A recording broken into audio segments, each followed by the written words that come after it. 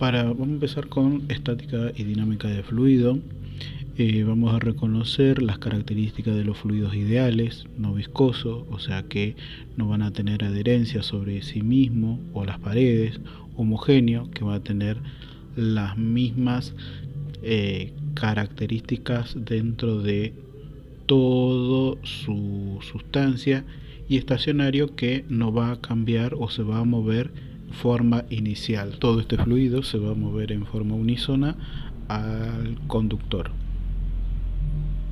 Entre las condiciones de ese fluido y las paredes, o sea, lo que va a haber es como una adherencia, y esto va a hacer que en la parte interna del fluido, en la parte del medio, vaya más rápido que en las paredes, por una cuestión de fricción. Esto se nota mucho cuando empezamos a trabajar al movimiento de personas.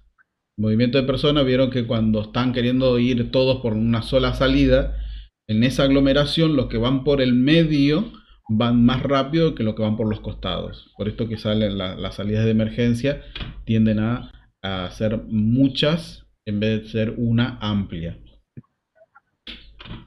Ser incomprensible. O sea que no va a comprimirse como que pasaría con el gas. Nosotros tenemos 10 kilos de gas butano o gas propano, que es la de la cocina, y lo tenemos en una garrafa muy pequeña, pero 10 kilogramos puede llenar tranquilamente toda una habitación. Entonces, esa condición no le vamos a dar a los fluidos, a pesar de que los gases nosotros también lo vamos a tomar como fluido. También va a ser irrotacional, o sea que sus partículas internas no van a rotar. O sea que toda la fuerza que yo le aplique va a ir en esa dirección para convertirse o en movimiento, energía o trabajo. Estas condiciones es la que vamos a darlo para poder empezar a trabajar con fluidos. ¿Qué conceptos yo voy a tener que entender? El primero de todo es el de densidad. Nosotros densidad en física por lo menos se trabaja que la densidad es masa sobre volumen. La masa la vamos a trabajar en kilogramos y el volumen en metros cúbicos, debido a que se trabaja con grandes cantidades en física. En química, en cambio, trabajan con pequeñas cantidades o con muestra de esta, entonces ya no trabajan kilogramos, metros cúbicos, sino trabajan gramos, milímetros o gramos, centímetros cúbicos. El segundo concepto ya es presión. La presión viene desde lo que es Newton, y acá lo que hace es Pascal, por eso es la unidad de presión es Pascal. Hace una ampliación de esta, es que esa fuerza dividido el área que contiene es lo que vamos a llamar presión. Nuevamente en física vamos a trabajar la ecuación más normal va a estar dada por Pascal, que es fuerza en medida de Newton y el área medida en metros cuadrados. De acuerdo a esto tenemos muchas relaciones. Normalmente en la parte atmosférica tenemos que una atmósfera son lo mismo que 760 milímetros de mercurio, que esto es lo que trabaja un italiano de apellido Torricelli, de ahí vienen los Tor o los Torricelli, que es una medida de medir la presión atmosférica. También lo hizo Pascal. La medida Pascal es muy grande, lo que normalmente usamos en la parte de climatología es hectopascales, de ahí que son los 1013 hectopascales como una presión normal. También tenemos los bares o milibares, que es lo más común, milibares, que son distintas medidas de tomar presión atmosférica. De acuerdo a qué sistema utilicemos, vamos a tener una medida particular. Acá yo lo que hice es encontrar una relación entre lo que son atmósferas, mercurio, pascales, torricelli, para que puedan hacer las conversiones normalmente a Pascal, que es lo que nos va a servir a nosotros como fuerza sobre metros cuadrados. Tenemos que diferenciar también lo que va a ser masa y peso. O sea, aplicar la segunda ley de Newton, pero a sistemas fluidos. La masa de un fluido va a depender de la densidad y de la variación de volumen. Esa dV es variación de volumen o diferencial de volumen. O sea, esta variación de volumen con esa densidad específica me va a dar solamente la masa, porque es la cantidad de sustancia que hay en un volumen. Si a esta masa la multiplico por la gravedad, por segunda ley de Newton, tendría lo que sería el peso del fluido. El peso del fluido, también otra manera de hacerlo, es la densidad que estamos teniendo, el área de la base, por el dz, sería el diferencial de altura, se puede hacer con dz o dh también, por la gravedad. Esto es lo que me va a dar el peso total que está teniendo el fluido, que no indicaría cuál sería la presión. Esa sería la fuerza total que hace ese fluido contra el suelo. Si yo quiero saber ahora cuánto es la presión que se está provocando, lo que tengo que hacer es dividirlo por el área y ahí yo tendría lo que sería la fuerza. Esto vamos a ver más adelante un poquito mejor. Ahora que ya sabemos que el fluido, todo fluido, tanto líquidos como gaseosos, hacen presión, lo que van a hacer es van a deformar un cuerpo. Acá es donde hay una ecuación de deformación. Lo que va a pasar es que todo fluido que está a una presión distinta de la envasada, lo que va a provocar es que se deforme. Por eso si ustedes se van a un lugar con montaña, agarran, inflan una botella, vamos, para que se note mejor, y ustedes después lo traen a esta altura, la botella va a parecer que la comprimieron o la aplastaron, y bueno, esa variación de volumen con respecto a la variación de presión tiene un factor de compresión beta, que sería como el porcentaje de deformación que va a tener. O sea que ustedes pueden saber qué cantidad de fuerza tienen que estar soportando ese envase para no deformarse. Esto también es lo que va a pasar es si ustedes a esta altura agarran las botellas estas que tienen piquitos y los cierran bien, los sellan bien y después en la montaña lo quieren abrir, se va a desparramar todo el líquido que está adentro debido a la fuerza que se comprimió dentro de esa botella, queriendo salir por la diferencia de presión. Ahora lo que tenemos que saber es cómo varía esa presión. Acá es donde aparece la ecuación de Euler, donde tenemos que la diferencia de presión, o sea, P2 menos P1, va a ser igual a la densidad del del fluido que estemos teniendo, la gravedad y la diferencia de altura. ¿Qué vamos a tomar como altura 0 o como altura 1? Va a depender mucho de lo que nosotros conozcamos. Si tomamos la parte inferior, todo lo que, como Z1, todo lo que esté hacia arriba va a tender a descender. A medida que aumenta la altura hacia arriba, la presión también tiende a descender a medida que asciende en altura. Por eso es que en altura, en montaña, tenemos menos presión que en esta zona. A medida que vamos más profundo tenemos más gas arriba, por lo tanto vamos a tener mayor presión en el punto 2. Sí, en el punto 2. Hay que dejar muy bien claro cuál va a ser su punto 0 o su punto inicial. La forma más conocida de Euler es la segunda, o sea, lo que tendremos a averiguar es la presión 2. La presión 1 menos todo lo que es el trabajo, la fuerza que está teniendo el fluido sobre nuestro cuerpo. Otro de los principios es el principio de Pascal. Algo que se tiende acá a ver, a notar mucho con el principio de Pascal es cuando nosotros le aplicamos una fuerza a un fluido, normalmente decimos se deforma. Pero lo que va a hacer inicialmente ese fluido es transmitir esa fuerza a cada uno de los puntos del fluido. O sea que todo el fluido tiende a tener la misma fuerza. ¿Dónde aplicamos esto? Normalmente la ecuación de Pascal es la relación entre la fuerza y el área entre dos puntos. Cuando varía el área, va a variar la fuerza. Esto es lo más común, que es el gato hidráulico. Si le aplicamos una fuerza pequeña en un área pequeña, va a hacer de que en un área más grande esa fuerza se multiplique mucho mayor. Por eso que son inversamente proporcionales. Obviamente que si aplicamos una fuerza en un volumen, perdón, en un área pequeño, lo que va a hacer es que apliquemos mucho mayor trabajo para moverse una distancia mucho menor en el otro lado. Por eso que el gato hidráulico nosotros lo empezamos a dar manija para poder levantar al auto. Levantamos una gran fuerza porque se multiplica nuestra fuerza, pero aplicamos muchas veces el recorrido. O sea, lo que no es que se multiplica nuestra fuerza, sino lo que estamos haciendo es transformamos nuestro trabajo de otra manera.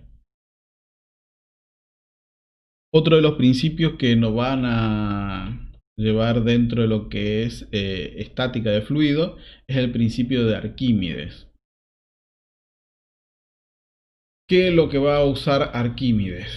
Va a trabajar con la diferencia de empuje o fuerza que van a existir cuando un cuerpo está inmerso en otro fluido. Pero esa fuerza o esa relación de fuerza va a depender del volumen que esté en la parte inferior. Una de las preguntas que siempre se hacen y hacen pensar mucho es qué cuerpo se va a hundir, y lo que hacemos es, normalmente decimos es una madera y un metal, y una vez que todos tendemos a decir es que la madera es la que va a flotar en el agua y el metal en cambio no, pero los barcos están hechos de metal. ¿Qué hizo el barco para poder cambiar esa flotabilidad del metal? Lo que hace es cambiar el empuje. Este empuje que va a estar dado por el fluido va a depender de la cantidad de volumen que tenga. A medida que el volumen aumente, lo que va a hacer es va a tener mayor empuje desde el lado del fluido, porque va a ir desalojando mucho mayor cantidad de líquido para provocar una fuerza mayor desde el peso, desde el agua, en vez de desde el peso, desde el cuerpo. Y que esto es lo que Arquímedes va a lograr diciendo de que el peso del fluido va a ser equivalente al empuje que va a estar provocando ese fluido, que va a estar dado por la masa de fluido que tengamos por la gravedad. Únicamente que va a estar dado en sentido contrario, porque el fluido, en vez de empujar hacia abajo, va a estar empujando hacia arriba. Otra de las condiciones que estamos teniendo dentro de estática de fluido es lo que se conoce como tensión superficial. La tensión superficial, la más estudiada, la más trabajada o la que más se conoce es la en el plano. Todos los fluidos tienden a tener un límite debido a la cohesión de partículas que van a existir en la superficie. O sea, todas las fuerzas se van a equilibrar con el otro medio, y esta fuerza que equilibra es lo que llamamos tensión superficial. Hay también varias formas, y después se amplió esto, lo de la tensión superficial, a burbujas. Las burbujas es la fuerza que va a existir entre la variación de presión, entre la presión de la burbuja, la presión interna de la burbuja, menos la presión atmosférica. Este equilibrio de fuerzas va a depender mucho del radio que tenga la burbuja. De acá es donde tenemos que va a depender mucho de esta fuerza y el peso que tenga esa burbuja. Esa fuerza que va a haber por cada área o cada diferencial de área es lo que vamos a llamar tensión superficial. Ese es el delta minúscula que estamos teniendo, ese 4 delta dividido pi, va a darnos la diferencia de presión que vamos a tener o va a poder soportar esa burbuja para hacer una burbuja. En caso que no sea una burbuja con la parte interna de aire, sino ya sea una esfera, esto va a cambiar un poco. En una gota, por ejemplo, por eso que cae en forma de gota el agua, que es lo que conocemos como lluvia, ya no va a depender de 4 veces esa tensión superficial, sino solamente de 2 veces la tensión superficial, porque internamente no voy a tener presión interna.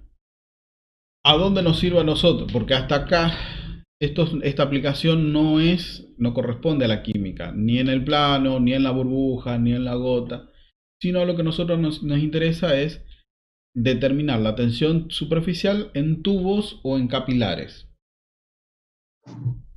¿Por qué en tubos o en capilares? Porque esto nos va a permitir a nosotros poder comprender lo que sería el meñisco de observación. Estaba diciendo de que esto nos sirve a nosotros más que todo en capilares y tubos, que es lo que se conoce como la ley de Youri. ¿Qué es lo que me va a decir la ley de Youri?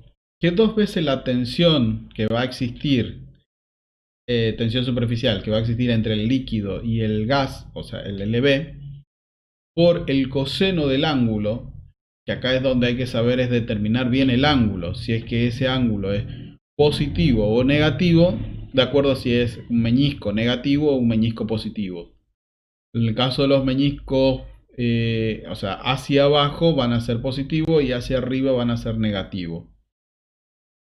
Esto es lo que me va a dar el ángulo y solamente ahí ya sale ya lo que es el signo. No se hagan problema por eso.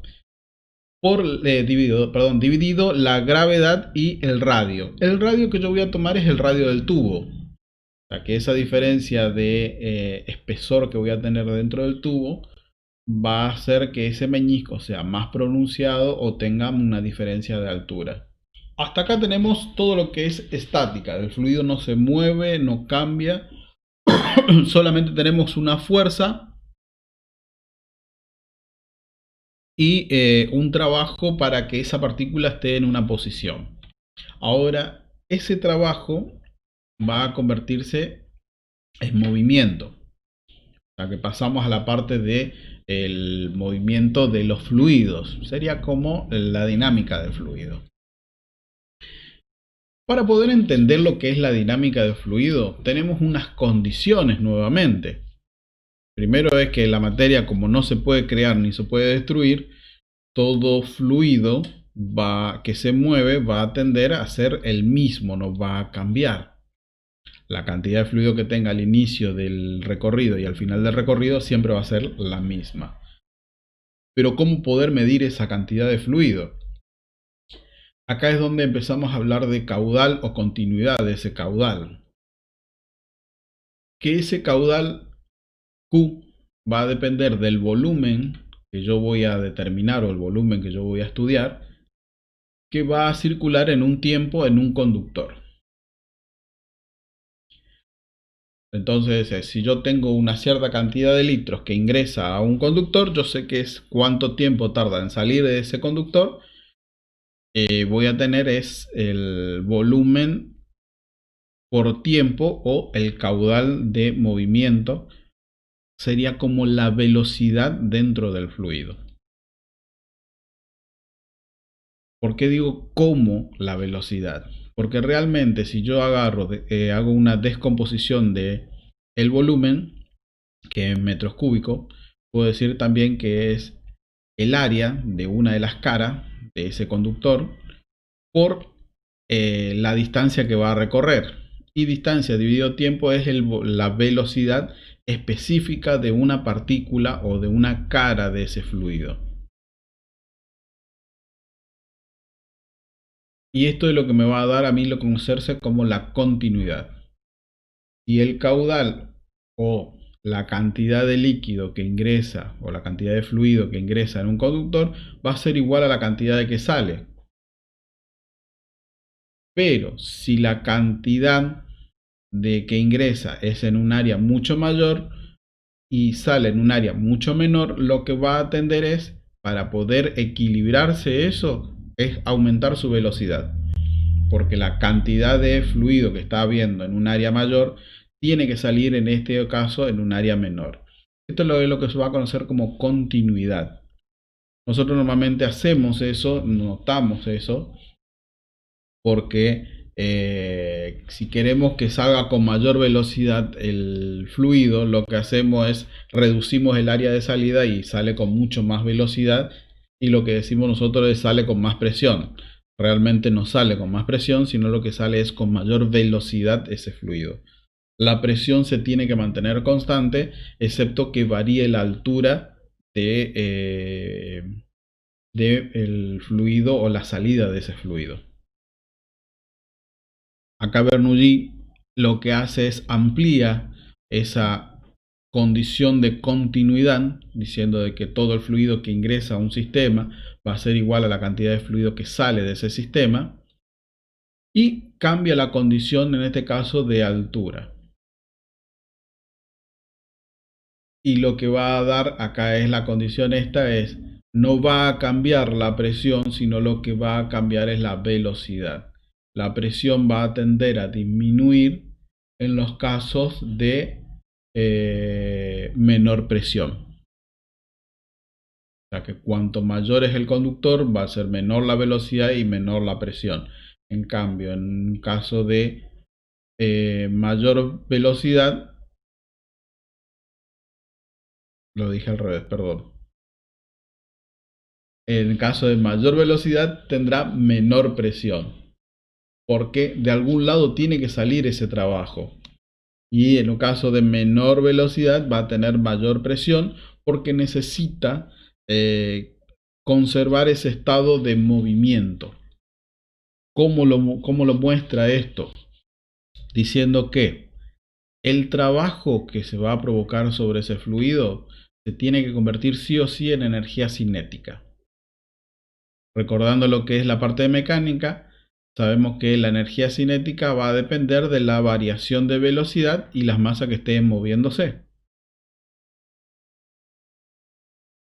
¿Cómo lo transforma Bernoulli a esta energía cinética? Diciendo que también, y aparte de agregarle esto de lo de la altura, agrega lo que es la energía potencial. Diciendo de que la presión en ambos extremos va a depender de la energía cinética que tengamos al inicio y la energía cinética que tenga al final, con respecto también a la cantidad de energía potencial que tenga al inicio y que tenga al final. Esto me va a provocar a mí que toda la energía cinética y toda la energía potencial que yo tenga se vaya a transformar o en energía cinética o en energía potencial, pero si uno aumenta, el otro indefectiblemente tiene que disminuir. No pueden aumentar sin ningún tipo de razón los dos, o disminuir los dos. ¿Qué es lo que pasa? Que de acá este tipo de movimiento tiene un límite. Acá es donde aparece Reynolds con sus caudales. Ahí nosotros trabajamos dos, realmente son tres fluidos, tres caudales digo.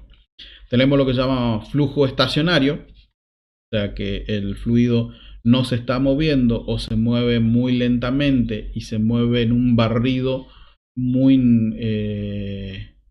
estable. Todas las flechas que se van a hacer, todas las partículas que componen, todas se van a mover iguales, o sea que no va a existir este adelantamiento central y aplacamiento en los bordes del conductor. Después el segundo que tenemos es un flujo laminar, que toda la fuerza que existen en todo el fluido es siempre igual. Este es el que mucho se quiere trabajar porque es el que es el más ideal. Este flujo laminar nos va a ayudar a nosotros dentro de la química entender cómo se van a mover las partículas sin que cambien la esencia en su interior. Obviamente que después tenemos, cuando pasamos esa fuerza, hacia algún lado se tiene que ir o la fuerza o la velocidad, y es donde van a existir esos giros internos o lo que se va a conocer como flujo turbulento. Esto normalmente lo vamos a ver si miramos el río, vamos a ver es que donde existe una diferencia de velocidad dentro del fluido internamente, se van a crear remansos o remolinos. ¿Cómo estudia Reynolds esto? Él dice que el número de Reynolds va a depender de algunas condiciones. Primero de todo, el tipo de fluido que tengamos, la densidad de ese fluido. Lo segundo es la velocidad del flujo, porque tenemos un límite de movimiento que va a estar dado por esa velocidad. La dimensión del conductor que vayamos a utilizar. Lo normal, él empezó estudiando con tubos cilíndricos, por eso que al principio tomaba una D. Y algo que se conoce como la viscosidad, o sea que acá aparece nuevamente el concepto de viscosidad. Los cuerpos más viscosos van a tener interacción entre uno y otro y no van a permitir que el movimiento sea fluido o laminar, sino van a ser más bien un flujo más turbulento. ¿Cómo generaliza la ecuación de Reynolds? Diciendo que la densidad por la variación de volumen por lo que se llama diámetro hidráulico o diámetro aplicado dividido la viscosidad. El diámetro hidráulico o el diámetro del fluido va a ser el diámetro del tubo cilíndrico si es que tenemos el tubo. O sea que sería directamente este diámetro que tengamos acá, o sea el espesor de ese tubo, va a ser nuestro diámetro hidráulico, por donde va a circular. ¿Qué es lo que pasa? Que no todos los tubos son cilíndricos como este. Hay algunos que son rectangulares, por ejemplo. Entonces nosotros vamos a tener que hacer una transformación para encontrar cuál es su equivalente cilíndrico de ese diámetro hidráulico o ese diámetro rectangular se convierta en uno cilíndrico. Esto va a depender del área, o sea, del área que tenga este tubo rectangular, que va a ser 4 veces ese área, dividido el perímetro que tengamos acá, o sea, cuánto mide la sumatoria de todos estos lados. Esto lo que va a hacer es darme a mí el equivalente de cómo sería este tubo en forma cilíndrica. Ahí me va a dar el diámetro hidráulico y lo vuelvo a reemplazar en la ecuación de Reynolds. Una vez que yo tengo el número de Reynolds experimental o real, lo tengo que comparar. Si yo tengo valores menores a 2000, yo sé que este flujo que va a circular dentro de ese tubo va a ser laminar.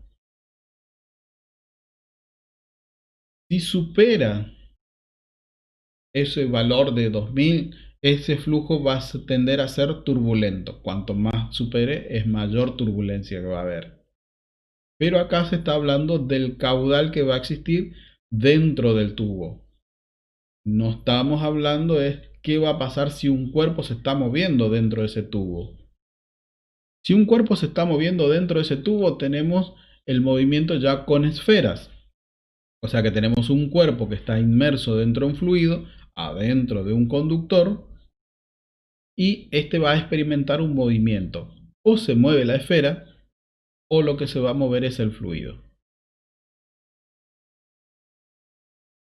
¿Qué es lo que va a depender ahora este número de Reynolds? Va a depender de la densidad del fluido, del volumen que tengamos, perdón, de la velocidad que tengamos, la esfera o el fluido, uno de los dos, y el radio en este caso, pero va a ser de la esfera, no va a ser del conductor, y la viscosidad que tengamos. O sea que las dos maneras de poder determinar de qué tipo de fluido vamos a tener o qué tipo de movimiento vamos a tener es por el conductor o por un cuerpo esférico que está dentro de un fluido. Y en este caso, si tomamos como una esfera, el número de Reynolds cambia. Ya no va a ser con respecto a 2000, sino va a ser con respecto a 1. Si es menor a 1, vamos a tener un flujo estacionario o laminar. Esta esfera se va a mover libremente sin provocar ningún tipo de turbulencia en la parte trasera o en la parte opuesta al movimiento del fluido o de la esfera. En cambio, si es mayor a 1, ahí sí vamos a tener un fluido turbulento y esto va a hacer que se provoquen ciertos remolinos en la parte trasera o un cierto arrastre que me va a modificar la velocidad de la esfera o del fluido.